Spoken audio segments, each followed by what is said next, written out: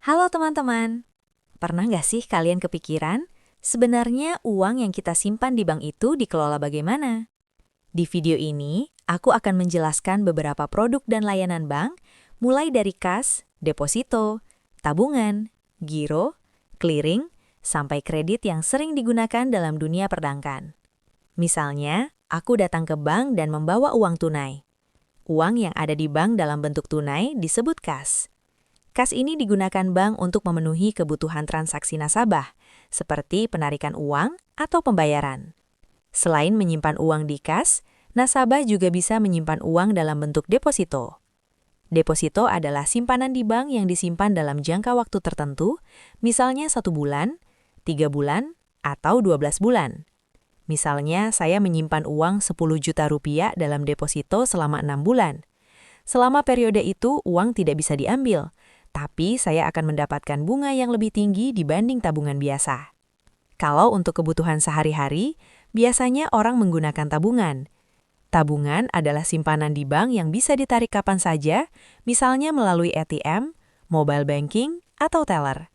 Misalnya, saya menabung uang untuk kebutuhan sehari-hari seperti membayar makanan, transfer ke teman, atau belanja online. Selain tabungan, ada juga yang disebut giro. Giro biasanya digunakan oleh perusahaan atau pelaku bisnis karena transaksi bisa dilakukan menggunakan cek atau biliet giro. Misalnya, sebuah perusahaan membayar supplier menggunakan cek dari rekening giro. Kadang, kita juga melakukan transaksi antar bank. Misalnya, saya transfer dari bank A ke bank B.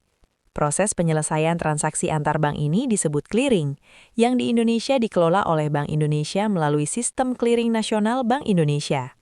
Misalnya, jika saya mentransfer uang dari bank A ke bank B, bank akan melakukan proses clearing untuk menghitung kewajiban antar bank sebelum dana benar-benar diterima. Selain menyimpan uang, bank juga memberikan pinjaman kepada masyarakat yang disebut kredit. Kredit adalah fasilitas pinjaman dari bank yang harus dikembalikan dalam jangka waktu tertentu dengan bunga. Contohnya, kredit usaha untuk model bisnis, kredit rumah, kredit kendaraan. Misalnya, seseorang meminjam uang di bank untuk membuka usaha, lalu mengembalikannya dengan cicilan setiap bulan. Jadi, dalam dunia perbankan terdapat berbagai layanan seperti kas, deposito, tabungan, giro, clearing, dan kredit yang memiliki fungsi berbeda tetapi saling berkaitan dalam sistem keuangan. Dengan memahami layanan ini, kita bisa lebih bijak dalam menggunakan produk perbankan. Terima kasih sudah menonton.